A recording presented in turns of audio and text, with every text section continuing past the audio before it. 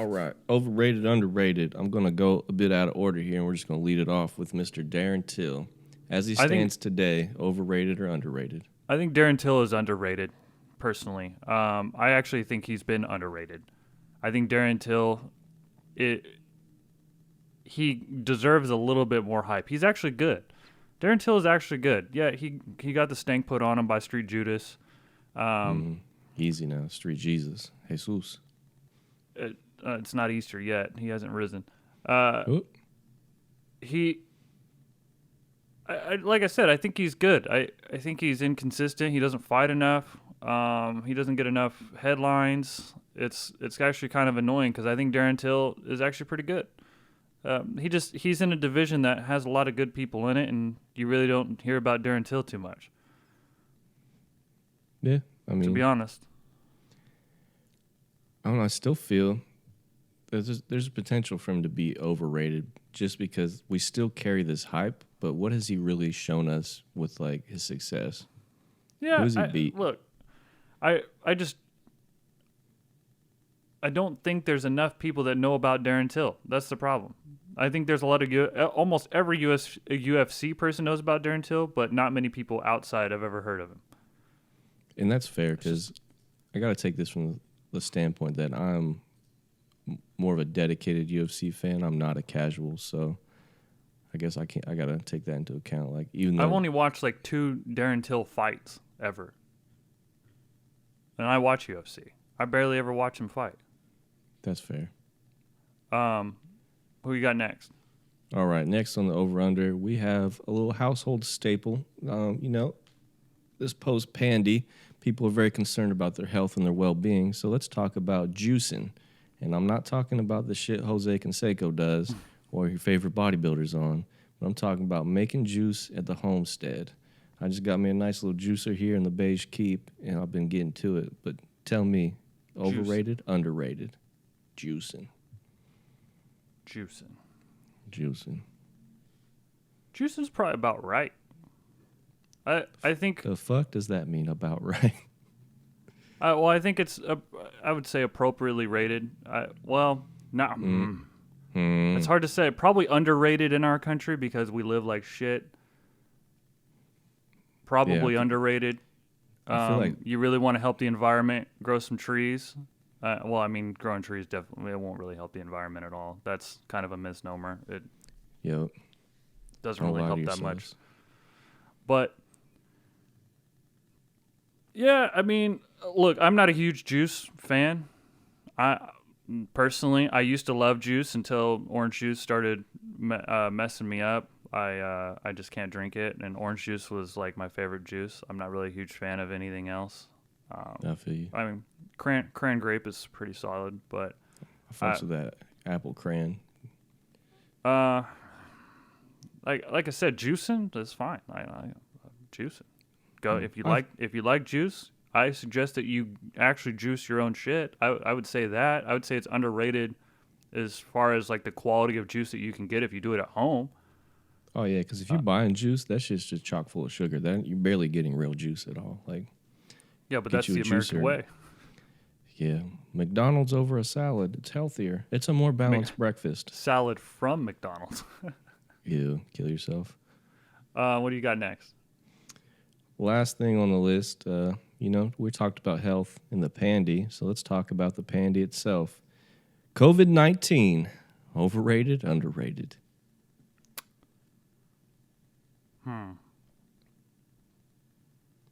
That's really, really tough because, well, first of all, it depends on which side of the scale you're on. If you gotta talk to me. If you're like COVID-19 is BS, then it's underrated.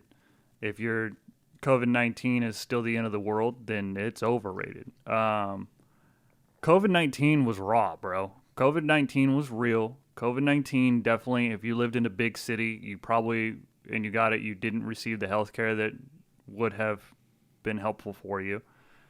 COVID-19 has been real. I think in a lot of ways, COVID-19 was pretty bad, man. It's Yeah, it's been pretty bad. It's but getting to the not as point where bad. it's probably a bit overrated now. Ooh, I okay. I hate to say that because I'm not a physician. I'm not super educated. I don't know a whole lot about it, but what I do know is that I know people that have had it and it really sucked for them. I know a lot of people have died from it, and obviously it really sucked for them and their families. And but I also know a lot of people that dude, they're fine. We're fine. Yeah. So it's one of Also, those weird things. It's like, well, how many more people are going to get it, and how many people aren't going to be treated? And I think we're starting to lean towards the lull, like the big lull. That's yeah, just me. Like I said, I don't know shit. yeah. But Well, from if my we look at it, standpoint, I think it's leaning overrated now. I feel you because I can to help coincide your overrated. If we look back to like when Doctor was it Oyster or Ostier or however you say his fucking Mm-hmm. name came out with their initial numbers and they're like we anticipate 150 million deaths. Like that was like what 3 weeks in. So it's kind of overrated from that standpoint. Like we definitely didn't have 150 million people die. Unchecked. What do you mean? I think unchecked throughout our system, I think it could have done that. I'm like, obviously, I'm just a moron spouting off at the mouthpiece. But what's curious about me with this checked, unchecked argument is when I look at Florida, who went essentially unchecked with everything this whole time, and they have better numbers than most of these bigger cities. Well, and then you have the other thing too is that I don't. So this is the other side of that coin. I think based on the numbers that we had, I think those numbers lined up. Ooh, Unchecked with the information at hand, I think that was a proper assessment. let's talk But about numbers real quick because you just triggered a thought in my mind that's kind of neither here nor there on the side of this. But how do you feel about it coming out that a lot of these politicians and stuff were falsifying their data like this whole time? I'm not, and like let's get past how you feel personally.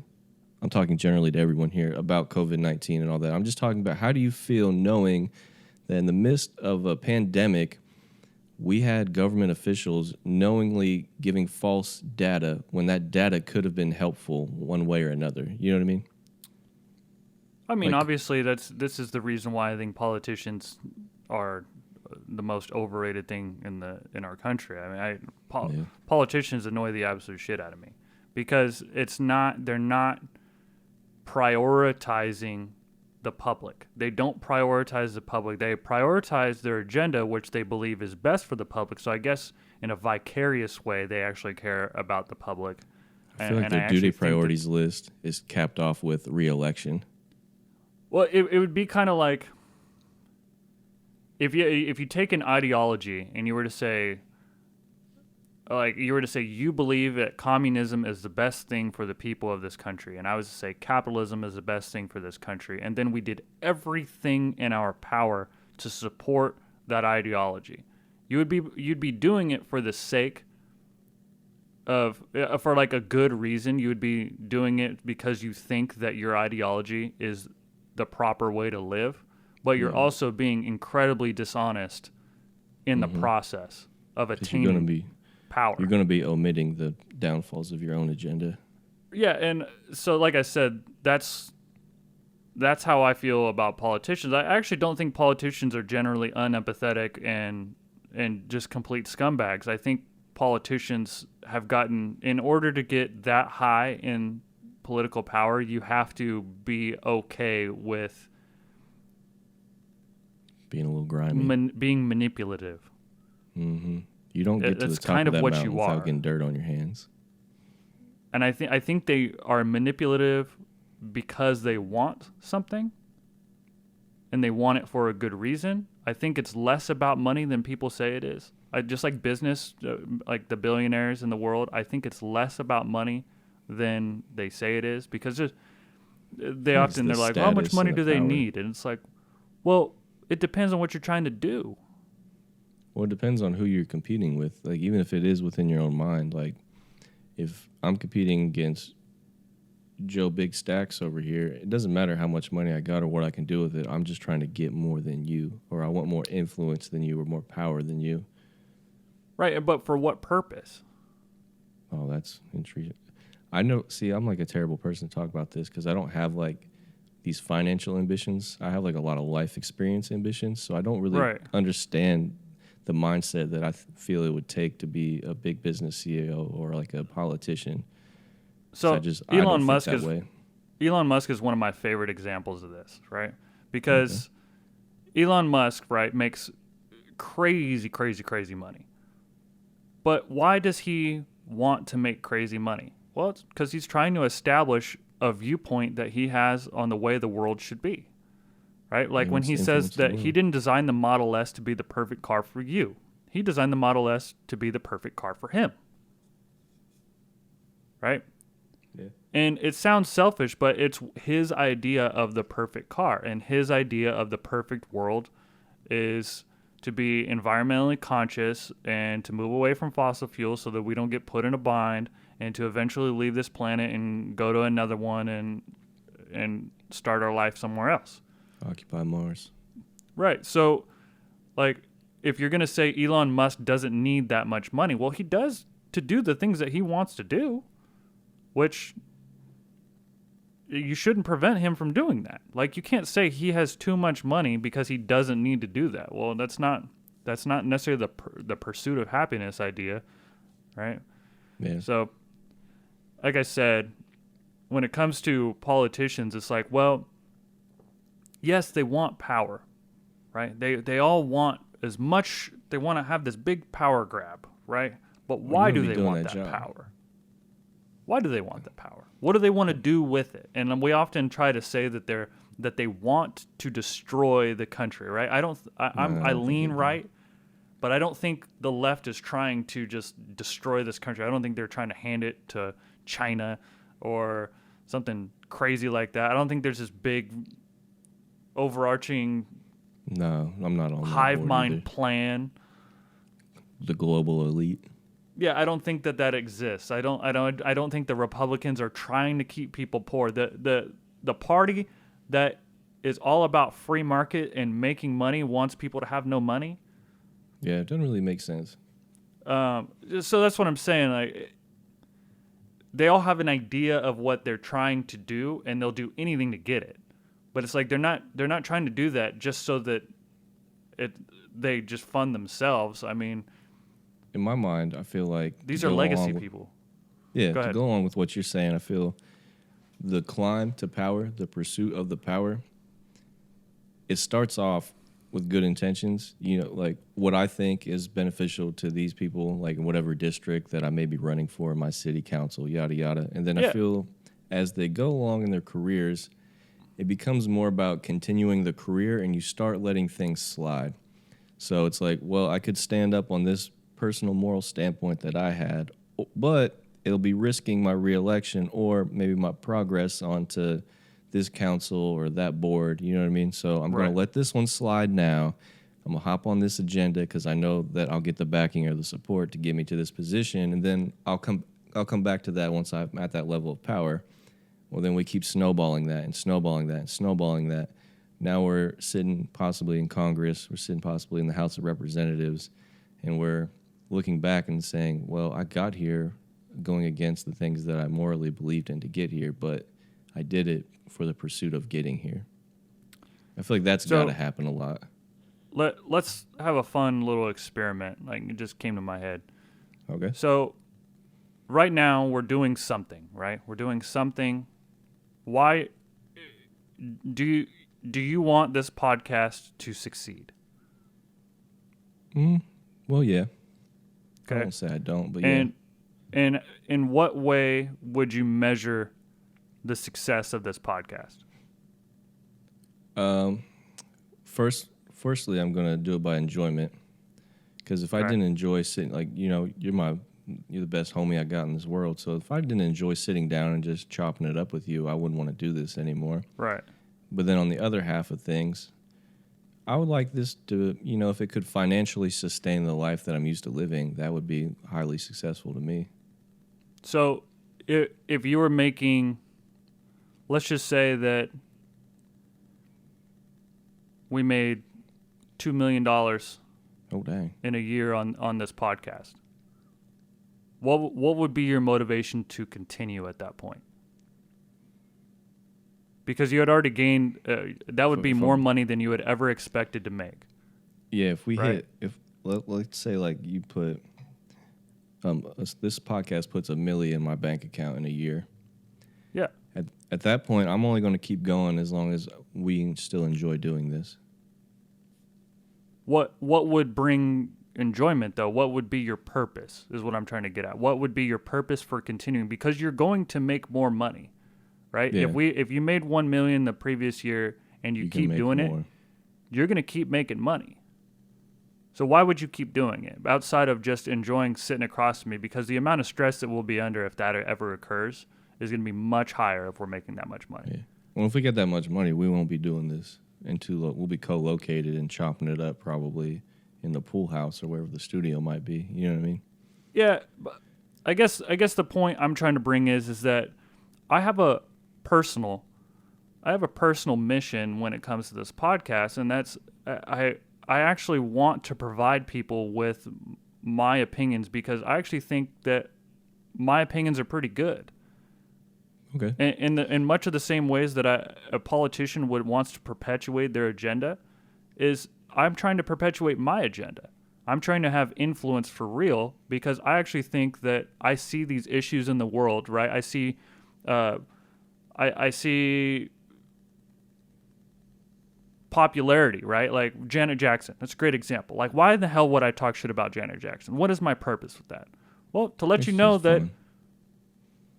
Partially, though, is to let people know that Janet Jackson wasn't God's gift to pop, right? Same as Prince, Michael Jackson, Whitney Houston. As much as I have my favorites, there's plenty of people out there that think that they're not that great, right? So the ability for me to talk trash about someone is also to inform people that not everyone agrees. And Oh, yeah. that there's plenty of different sides to this, and then at the end of the day, I have this even higher mission, and that's that I really want to be logged. You know what I mean?